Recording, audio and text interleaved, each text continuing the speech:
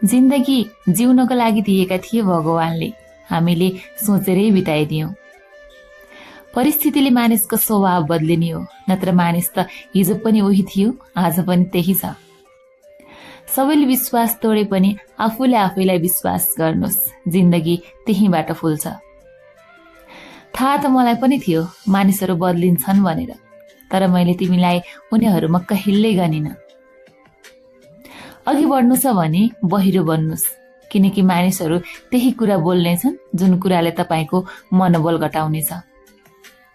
राम्रो मात्र होइन, तपाईँ उत्कृष्ट बन्नुपर्छ, त्यसैले मेहनत कडाइका साथ गर्नुहोस्।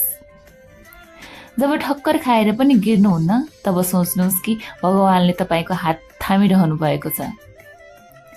परिवारमा चलाखी गर्दै मिठो बोल्नेहरू एक दिन एक्लै पर्नेछन्। आशाको किरण सानो नै किन नहोस्, तर निराशा भन्दा धेरै ठुलो हुन्छ। जिन्दगीमा ठुलो सफलता प्राप्त गर्नु छ भने सानोतिनो हारसँग किन लडाउनुहुन्छ? कसैले राम्रो गरिरहेको छ भने सबैजना चुप नै रहन्छन्। यदि उसको कुनै दिन नराम्रो खबरको चर्चा भयो भने बोल्न नसक्नेहरू पनि बोल्नेछन्। तपाईको सफलताको पछाडि अरू कसैको हात हुँदैन, सिर्फ तपाईको नराम्रो समयको हात हुन्छ। हामी दिनभर भोलिको जिन्दगी खोजिरहन्छौँ अनि साँझ थाहा हुन्छ हाम्रो आज पनि यत्तिकै बित्यो। थोरै बचपन पनि जरुरी हुन्छ जिन्दगीमा, किनकि ज्यादा समझदार मानिसहरू खुलेर हाँस्नै बिर्सिदिन्छन्। आफैलाई गलत पनि सही मान्छेलाई मात्रै लाग्छ। कुण्डली मिल्नेहरूको पनि टुटेको छ सम्बन्ध, त्यसैले विचार मिल्न आवश्यक छ। याद राख्नुहोस्, राम्रो मान्छेलाई नराम्रो पनि राम्रै हुनको लागि हुन्छ। बालपनमा सोच्थे पछि गएर केही राम्रो अवश्य गर्नेछु, आज लाग्छ त्यो बालपन भन्दा सुन्दर अरू केही रहेनछ। मेरा आफ्नाहरूले मलाई त्यति नै अपनाए जति म उनीहरूको जरुरी थिएँ।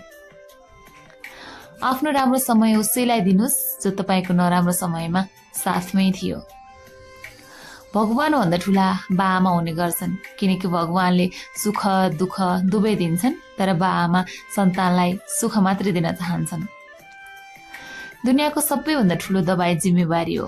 एकपटक लिएर त हेर्नुहोस्, जिन्दगी भर थाक्न दिने छैन।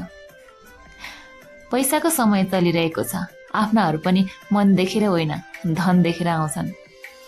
जस्तो हुनुहुन्छ त्यसैमा खुसी रहनुहोस्। ओरिजिनलको भ्यालु डुप्लिकेटको भन्दा धेरै महँगो हुने गर्छ। अरूलाई नराम्रो गरेर खुसी नहुनुहोस्, किनकि भगवानले जब हिसाब गर्नेछन् त्यति बेला सम्हालिन त के रुनको लायक पनि छोड्ने छैनन्।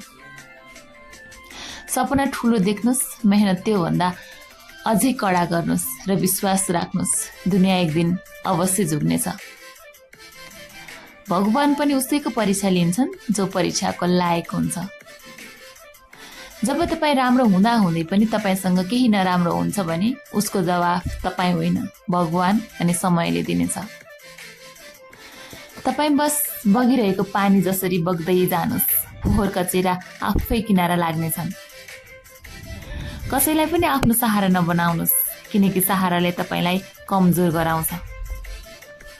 अरूको प्रेम पाउने आशामा आफूलाई प्रेम गर्न नबिर्सनुहोस्। जिन्दगी पनि उसीसँग खेल्छ जो खेल्नमा माहिर छ। सत्य यही हो जीवनको, कोही हार खाएर बिग्रदै जान्छन् अनि कोही सङ्घर्ष गरेर निख्रिँदै जान्छन्। पैसा र सम्बन्धको महत्त्व एउटै राख्नुहोस्, किनकि दुवै कमाउन निकै गाह्रो हुन्छ अनि गुमाउन केही समय काफी हुन्छ। यदि तपाईँका बिना कारण नै दुश्मनहरू छन् भने सम्झिनुहोस्, या त तपाईँसँग उनीहरूको भन्दा धेरै क्षमता छ या त तपाईँको सोच निकै राम्रो छ। आफैलाई बदल्ने तागत राख्नुहुन्न भने तपाईँलाई कुनै अधिकार छैन भाग्य र भगवानलाई दोष लगाएर बस्ने। परिवार एउटा सुन्दर मोतीहरूबाट बनेको माला जस्तै हो। यसको एउटा मात्र पनि मोती चुडियो भने यसको सम्पूर्ण सुन्दरता हराउँछ। जिन्दगीको सबैभन्दा सुन्दर हिस्सा जवानीको हिस्सा हो, तर आजकल मानिसहरू यसलाई डिप्रेसनमा गुजारिरहेका छन्। कसैलाई दिनको लागि तपाईँसँग केही छैन भने पनि उसलाई प्रेम र सम्मान दिनुहोस्, यो पनि सबैभन्दा ठुलो धन हो। याद राख्नुहोस्, तपाईँलाई साँचो प्रेम गर्नेले रिसमा नमिठो बोल्न सक्छ, तर नराम्रो कदापि गर्न सक्दैन, किनकि उनीहरूको रिसमा पनि तपाईँप्रतिको माया हुन्छ।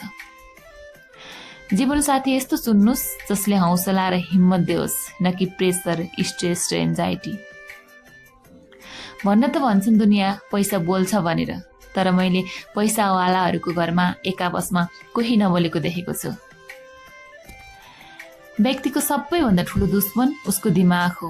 छोपी ल्याउँछ ती कुराहरू जसले तनाव बाहेक अरू केही गराउँदैन। कोहिनूर हिरा भन्दा पनि महँगो यदि केही छ भने त्यो हो तपाईँको परिवार।